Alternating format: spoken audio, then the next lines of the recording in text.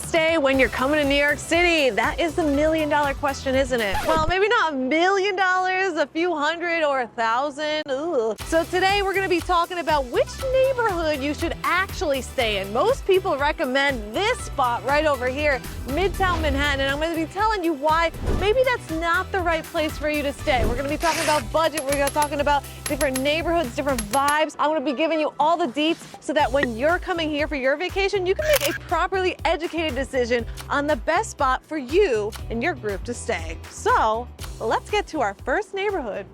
So let's start in Midtown. Come on, let's go for a little walk while I tell you the truth of Midtown. Here's the thing, most people stay in Midtown because it is where all of the action is, if you say, right? So you have all of the iconic sites here, Empire State Building, Times Square, Broadway, Fifth Avenue, and all of that, which make it really, really exciting for first-time visitors. It's also very convenient because there's a lot of train options around there. So these are definitely the pros of staying in Midtown. You have a lot of different types of hotels here as well, from budget hotels, which they're not super budget there, but like it's budget for Midtown, to really luxury hotels. Now, as far as cons of staying in this area, you're not gonna get that true New York experience. It's gonna feel very much like a Disneyland of New York City. Times Square is an imaginary place in many ways. Like no one really lives in Times Square. So staying there isn't gonna be that authentic New Yorker vibe that maybe you want,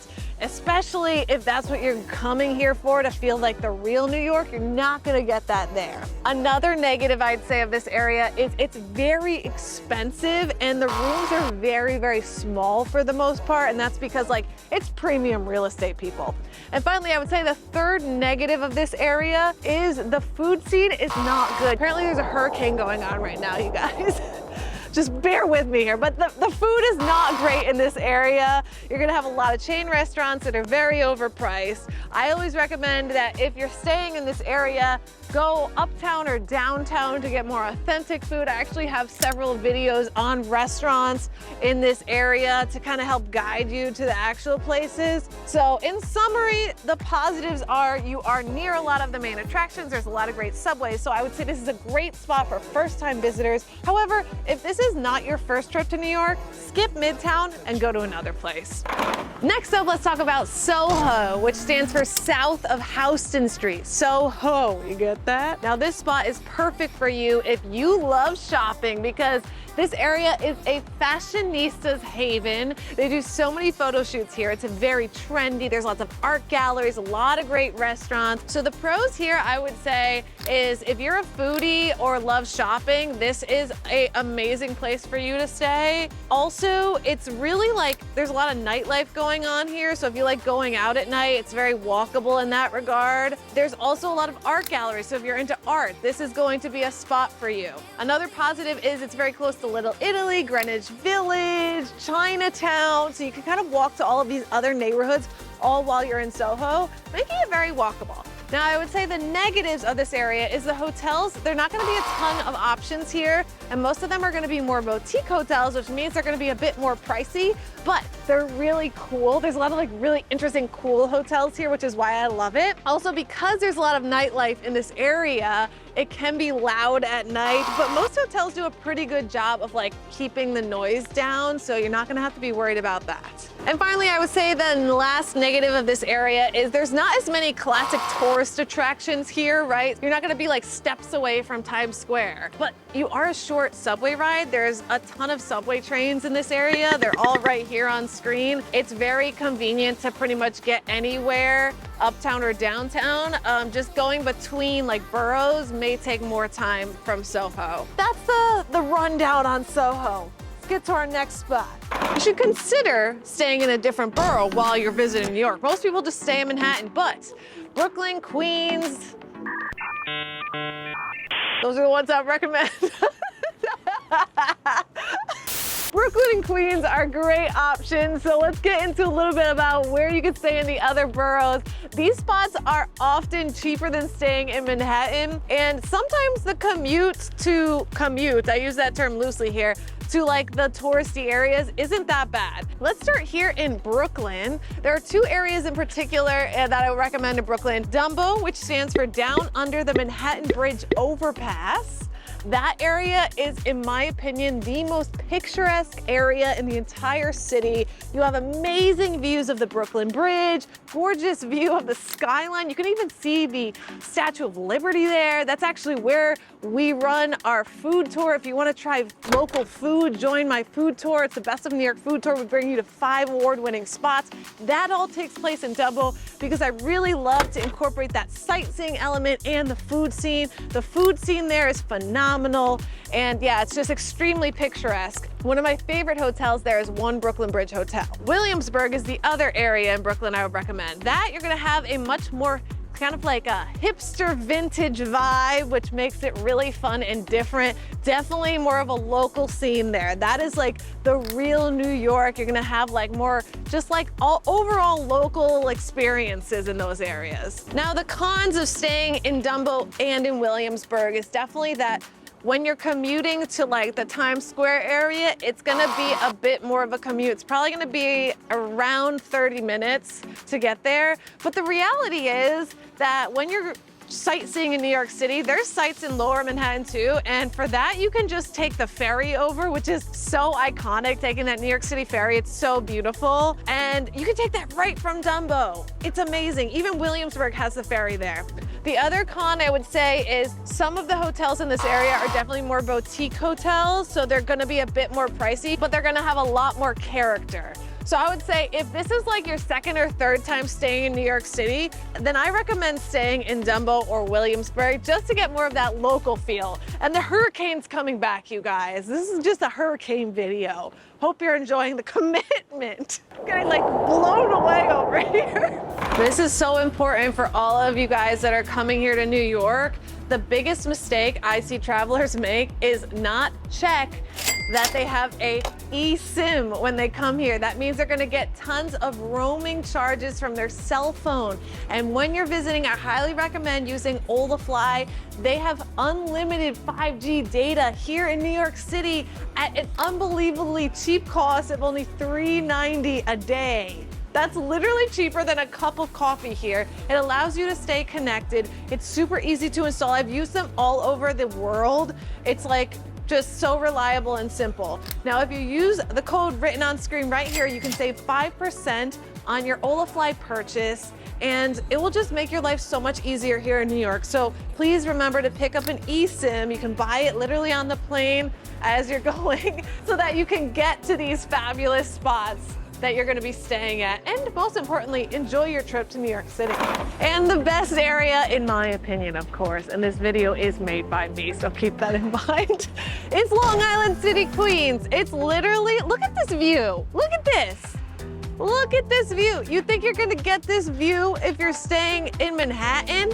No, you're not, because you're in Manhattan. You only get this view if you're outside of Manhattan. The benefit of Long Island City, Queens, I've lived in Long Island City, Queens, okay? You have amazing food, especially if you love Asian cuisine. This has literally every type of Asian cuisine, I think, possibly in the world, and it's exceptional. In addition to that, very close to Midtown Manhattan. It takes you 20 minutes or less on the train to get to Midtown, I'm talking. You can get to Grand Central in 9 minutes. 9 minutes, you guys. Okay, it is unbelievably convenient. You have great views. The hotels are much cheaper here than what you're gonna get in Manhattan. And yet it's like you're almost in Manhattan. I would say the only negatives is if it's your first time visiting New York and you really just want to be able to walk everywhere, Long Island City isn't going to do that for you, because in order to get to the main sites that you want to see, you're going to have to take a train. Another tip I would say is if you are trying to see like all the major sites in the city, I have my Must See Manhattan tour that you can join. It's 2.5 hours. It brings you to all of the most famous iconic sites in Midtown, and you can just join that. We started right near Grand Central. You're going to see Fifth Avenue, you're gonna see Broadway, Times Square, Rockefeller Center, all of this stuff that you wanted to see in the movies. But overall, I would say Long Island City, Queens is my top choice. But if it is your first time visiting New York and you just wanna go all out, then you probably should stay in Midtown. Greenwich Village is a great spot if you want that classic New York feel, like Sex and the City with the brownstones, the brick homes, the sense of just bohemia there. This is a great spot for artists or romantics with a bunch of cozy cafes. And the positives here are definitely there's really great dining in this area. It's very walkable. It feels like you're in a movie for sure. So if you want that iconic New York Sex and the City feeling moment when you step out of your hotel, Greenwich Village is definitely the spot to go, especially Washington Square Park area. It's just filled with like a lot of interesting people, a lot of artists, a lot of music. Like it's just such a vibe. On a negative note, I will say like this area used to be like in the 60s. This is where like Bob Dylan got his start. And at that time it was like very cheap because it's where a lot of artists live. But over the years, because a lot of these famous artists got their start there and people like Taylor Swift have lived there, the prices are very high. So just expect that. There's not a ton of hotel options here and they tend to book up really fast because of that. But you know, you get what you pay for. And if you want to feel like you're in a New York City movie, Greenwich Village is the spot to do that. And next up, we have Lower Manhattan. Now, Lower Manhattan is where the city began. So here you're going to see a lot of interesting historical references. This is the spot that I would recommend for any history lover. This is also where the 9/11 Memorial is and Wall Street is as well. This is where the Charging Bull statue is. So there's a lot of interesting like sightseeing down there. You can see the Statue of Liberty very easily. So this is a spot that I would recommend for people that love history and just like want to see the origins of the city. Another positive of this area is there is a lot of different train options from here. You also have ferries. You can go to the Staten Island ferry and see the Statue of Liberty for free very easily from here. There's also the PATH train. Who I don't recommend this for is someone that wants a lot of action, because outside of business hours, Lower Manhattan is kind of like dead. Like there's not a lot going on. It's just like very, very quiet, which could be good on the flip side if you're looking for a quiet area. Another negative of that area is there's not a ton of food options I've found. You do have classic like staple locations like Delmonico's Steakhouse, but outside of that, you really don't get a ton of options in Lower Manhattan.